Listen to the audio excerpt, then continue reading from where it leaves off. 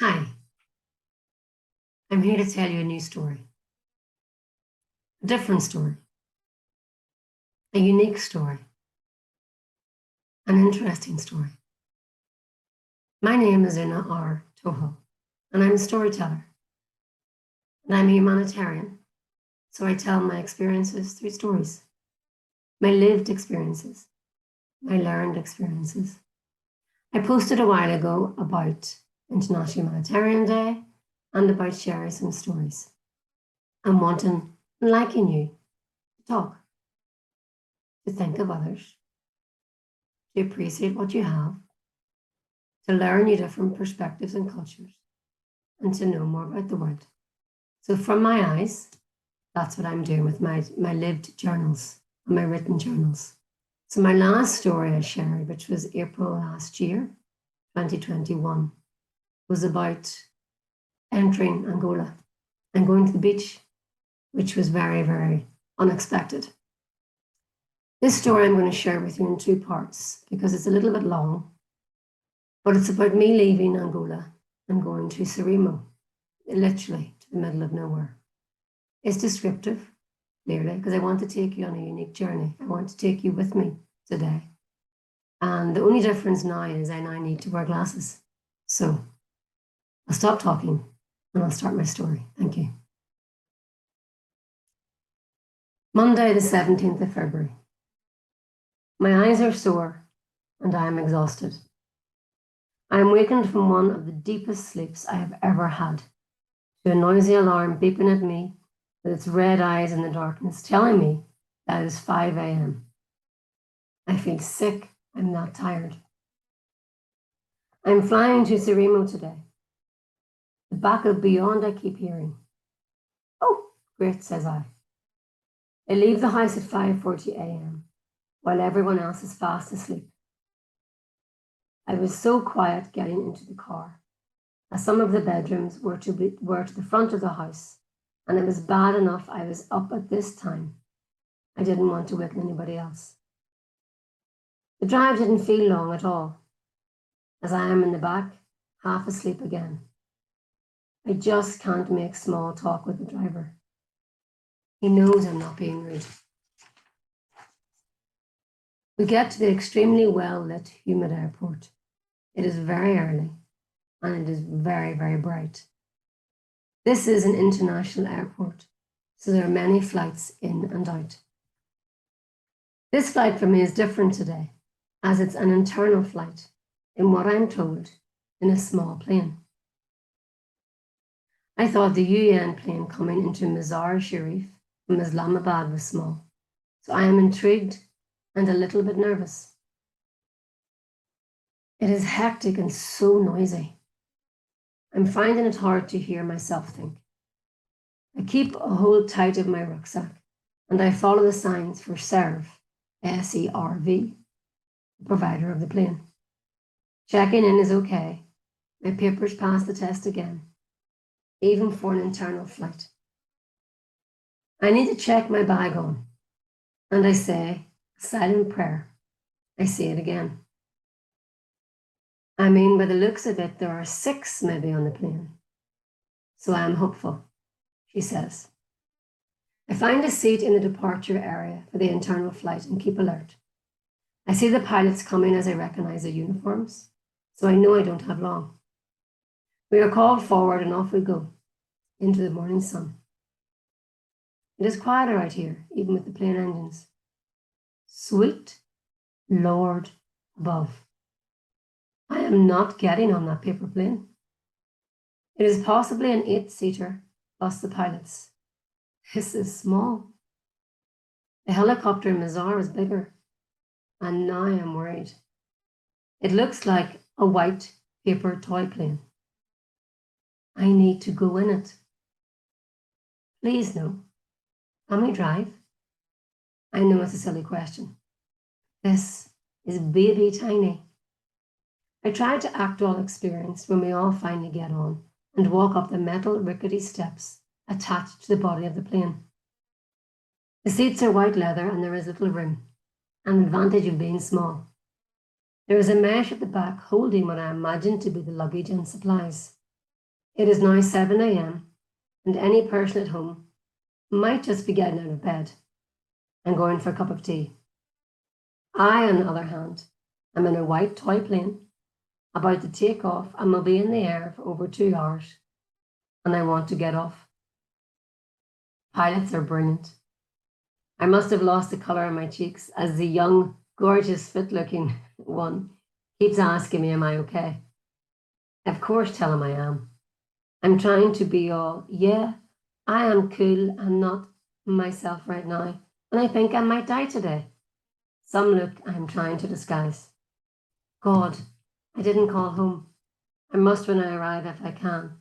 Maybe an email if there is internet. Oh dear. I settle into my seat and immediately buckle up. I also do what I have started to do since entering the humanitarian field. While I sit in the plane seat, getting my belt on, I lift my feet off the floor to check for the life jacket under the seat with my heels and let out a sigh of relief to myself. I'm sure I am a sight, but do I care? It is my ritual. Then I settle. We are off. The engine starts, and we taxi out towards a long airstrip. I say a silent prayer as I do. I'm already regretting not using the bathroom before I left.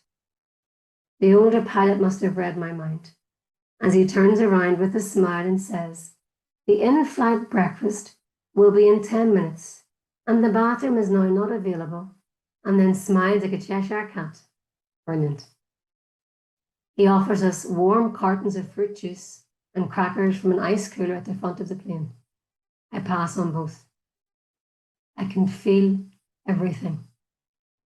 Oh yeah, I sat by the window as through this panic I thought I want to see outside. I hope I'm not going to regret this too. I look towards the window and I feel a draft at my ankles. I have not removed my boots this time.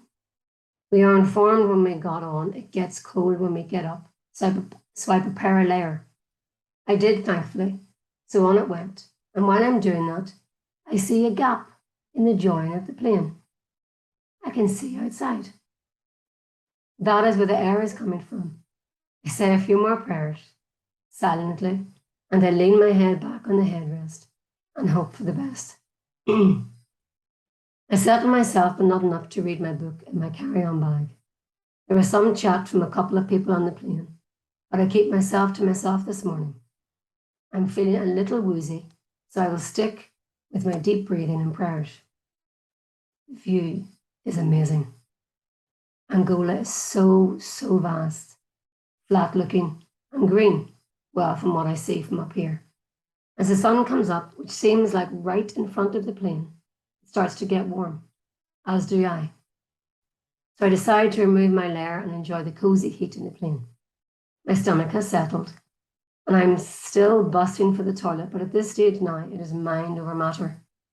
The pilots are chatty and describe what we are seeing from up here.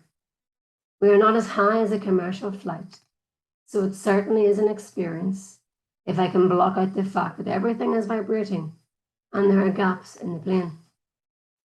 I settle into the journey and enjoy it for what it is.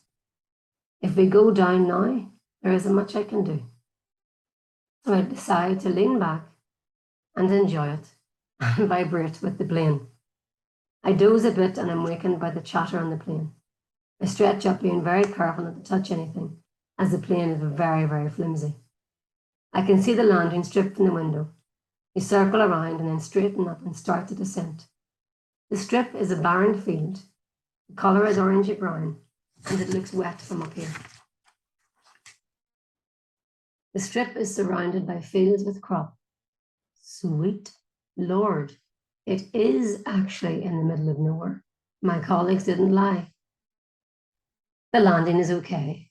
I am praying like crazy and every muscle is clenched. Not the ideal scenario if anything happens. Aren't you supposed to relax before an accident? We land and we all get out sharpish as the guys need to head back after refuel. The bags come out and there is no Navy rucksack. I wait and wait and wait. The plane isn't that big and there aren't that many people on the plane. Panic sets in. Ah, no way, this can't be happening again. My rucksack doesn't appear again. I stand there watching everyone else collect theirs, willing mine to come, thinking, well, this time I have some stuff with me. Haha. Like underwear and toiletries, like what happened in Ethiopia. That's a previous story. I'm calmer this time and more accepting. There really isn't anything I can do. That rucksack must have a target on it, or someone upstairs is having a laugh at my tired expense. I'm grateful I'm with an INGO, an international non-governmental organization, so I know someone will assist me. I hope so, whenever they arrive. So for the second time on the continent of Africa, I am at an airport field with no rucksack. This time, though, I'm more prepared and can at least wash my face and clean my teeth with my own stuff in my own house. I mean, there isn't that much stuff in my bag of much value, but still, I want it. So I keep waiting. The other passengers leave, and it was only me and a World Food Programme guy who's come to collect supplies from the plane. This isn't a good sign. My arrival is far from ideal. I'm there, no rucksack, no INGO rep, and no language. Right, don't panic, don't panic. There can't be many NGOs in town, are there?